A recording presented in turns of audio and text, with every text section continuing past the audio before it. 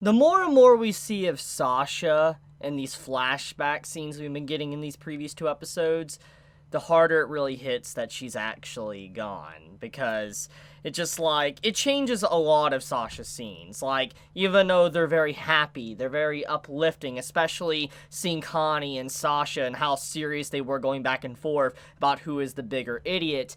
It just, when you see those scenes, it's endearing, it's adorable, but it hits. And it's like, she's gone, and it really kind of makes so much more sense now why Connie feels such a sense of loss. I mean, we were already fully aware of the connection that Sasha had with the entire group, but a few episodes back, when Connie himself said that Sasha was basically his sister to him, and losing her, he lost a piece of himself, and I think that goes for everyone that's a part of the group. I mean, I think everyone feels the exact same way.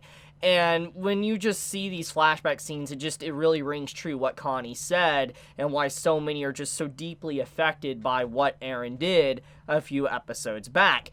Now, this episode dives into Eren's overall fault and other people's perception of Eren a little bit deeper than the previous episodes, because now we get to see a different side to things and kind of what Eren is going through and why he potentially did the things he did in the previous episodes. Now, we already know the groundwork of everything. Eren, what he did, he burnt bridges, and he caused basically now everyone in the entire world views everyone on Paradise Island as the enemy. There is going to be no potential negotiations, nothing like that. Everything has been thrown out the window. We get a little bit more of a glimpse at kind of the hopelessness of actually negotiating with the other side. You see multiple times with the flashbacks we get in this latest episode where they try to set up a deal with another side to try to have some form of trade agreement, be able to have their voice heard. And all throughout the episode, you see multiple times they fell. Their,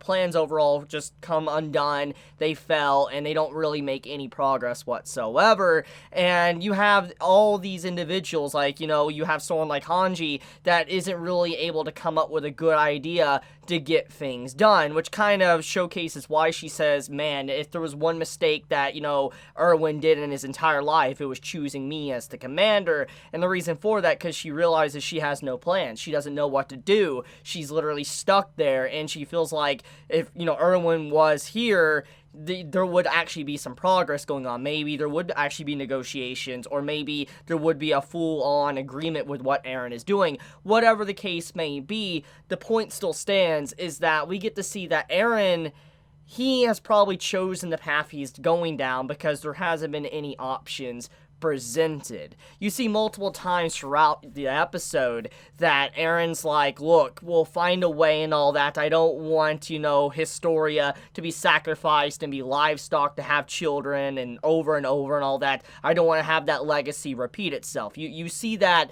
really showcased in that entire Historia scene. And so Eren tries to find another way, which is a complete difference to the Eren we see in present time. Present time Eren, as we know, he's just very cold. He seems to be very disconnected from others, like he doesn't care at all. And we do see some form of emotion, which we'll get into in a moment. But overall, when you just see his past self that we saw in the flashback this episode, he has that mentality of hope. Like, hey, we can talk with people. We can negotiate. There's something to be done.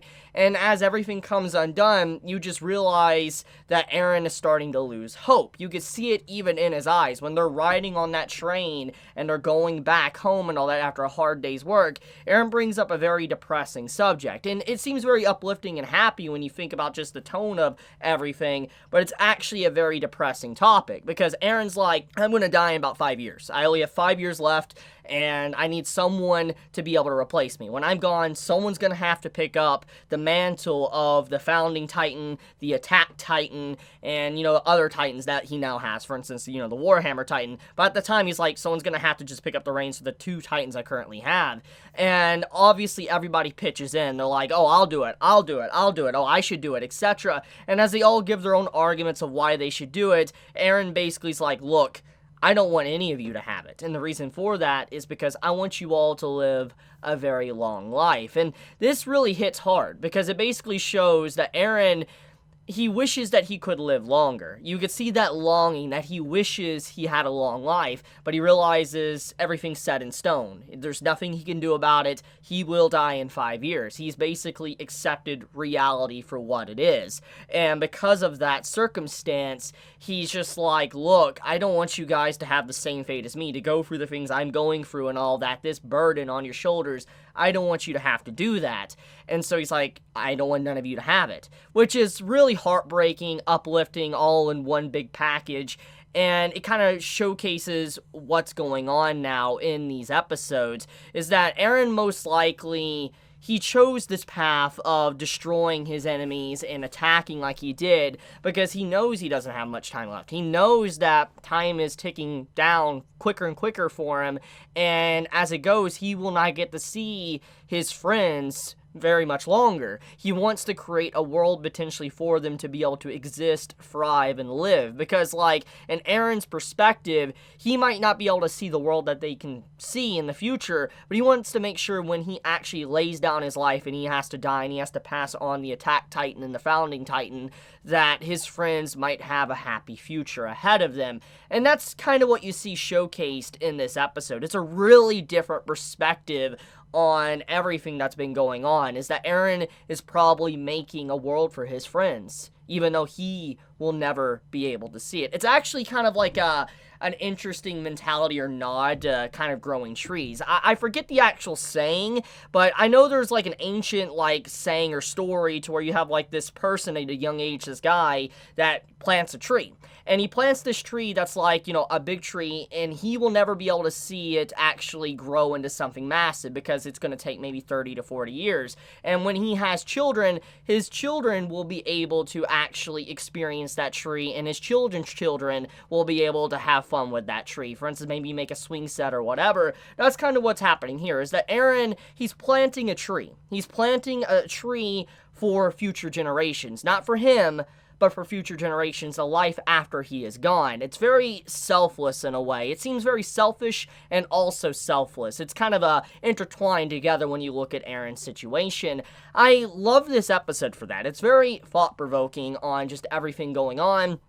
And basically, just why Eren is so determined right now. Like, when he started talking to Hanji, and he started to threaten her, he's like, look, Hanji, if I really wanted to leave right now, I could. I have the Warhammer Titan. You can't keep me locked up anymore. If I want to go, I want to go. You can't stop me. I have the Founding Titan, the Attack Titan, the Warhammer Titan, and you could replace me, yeah, but I mean, if I really want to get out, you're not stopping me. I'll get out when I need to get out. So, I really like that too. Eren's basically saying that you guys have no answers, no options. It's just, I'm the only one that knows what to do. I'm forcing an option because we're just sitting here and just letting time pass with no progress whatsoever. So yeah, Attack on Titan was really good in terms of just symbolic meaning and giving another side to the story of what's happening with Eren because of how much he potentially cares about all of those around him. Now obviously this could be wrong. This could be a wrong assessment of what Eren is currently going through, but just judging by the way the episode is painted, that is the impression you actually get. Now, something to dive into a little bit deeper, I want to talk about some lore we got. We found out about Mikasa's family that isn't on Paradise Island, those on the mainland, you know, the Marleyans and all of them connected to them. We find out that Mikasa's family is actually connected to royal lineage. For instance, she is of a royal blood, and that her, you know, previous ancestor was basically someone that was of royal blood, and he was left on the island when everything went down, which explains why, you know, Mikasa, Levi, and all of them are very different, why the Ackerman family has been so distinct and different over the years, and why they've been really nodded to be unique on Paradise Island. And now knowing this type of history, it's very fascinating, but you can see that those on the mainland, in reality, don't actually care about Mikasa, Levi, and all of them, because when we had this emotional scene where they finally met Mikasa, but it was all just kind of like a mask to really get what they really wanted, and that was wealth, greed, and power. You see where they're having their entire negotiations about getting a rare resource, this like ice crystal underground. Talk more about that in just a second. And you see how they have this greed really consume them, and they want that, resource, and they don't really care about anything else. They don't care about, actually settling, the Paradise Island with the Marlins and all that, the Eldians. They don't care about that coexistence. All they care about is power, wealth, and all that, which is sad, honestly. So that is kind of more along the lines of what I was just talking about, where that hope fell through, which led to probably Eren's decision. And so we got some good lore about Mikasa. So she is of royal blood, and the little Historia scene with Mikasa is very touching too, because Historia's like, oh, we're both ones that have been given incredible burdens. Like, Historia lights up, because it kind of shows once again that Historia, she didn't want to be the queen. She did not want to be of royal blood and rule the entirety of the island. She didn't ask for that, but she took that role because she had to take that role. That's just what she had to do. And so when you actually see this and she lights up and talks to Mikasa, I think that was her really trying to show her emotions, real emotions in that moment. Like, I'm just so happy someone can kind of understand what I have been going through and all that, how you have this burden or whatever. Now you have it as well. It's interesting. It's nice to see that little connection grow between Mikasa and Historia in that brief little moment. And since we're on the topic of Historia, that is something that seriously needs to be talked about. Historia is pregnant, and this is an interesting one, especially after everything that has basically been presented within this episode. We know that Eren does not want to sacrifice Historia. That was definitely very clear by the way he presented himself multiple times in the last episode and this episode. He kept a secret of Historia's bloodline and how he hid that he can activate the true power of the Founding Titan through Historia's royal blood. He hid this purposely, and he's never talked about it whatsoever until very, very recently. And so because of that, you can see that he does want to keep Historia safe. He doesn't want to force her to be on the battlefield and basically get injured or whatever or die. He does not want that whatsoever. On top of that, he doesn't want her to become a breeding factory to have children that can be just thrown away. He doesn't want that either. So it makes you wonder, when Historia got pregnant within this episode, and now that she is she doing that for her own sake, or did she do that just to continue the bloodline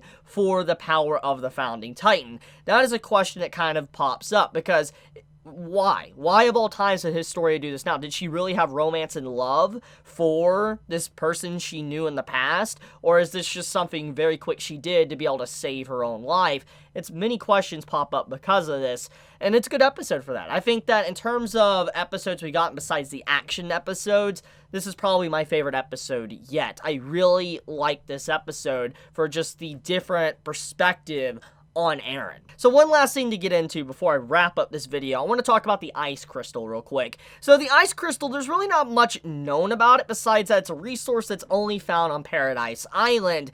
And this crystal that is used in the ODMs, it makes you wonder, what is that? Is that theoretically Titans? Crystallized Titans or whatever? Because when you think of like Ice Crystal and we think about the crystal that Annie has been, coated in and all that, you think of stuff like that. And so it makes you wonder, is the power that the Survey Corps been using since the very beginning actually Titans? Because when you think about Titans, they use steam. Like when you see Titans transform or whatever, you see steam come out of them. And it makes you wonder if that's what's going on. Maybe it's condensed steam that's turned into crystal or whatever. So yeah, it's an interesting kind of little lore and world building we got within this episode too, but only time will tell where that's actually going to lead. But I'm going to leave it at that. Let me know your thoughts in the comments below. If you enjoy my content, please subscribe. If you like this video, please leave a like. And if you want to get notified for whenever I upload a video, please click the bell icon down below. And with that, Chibi out.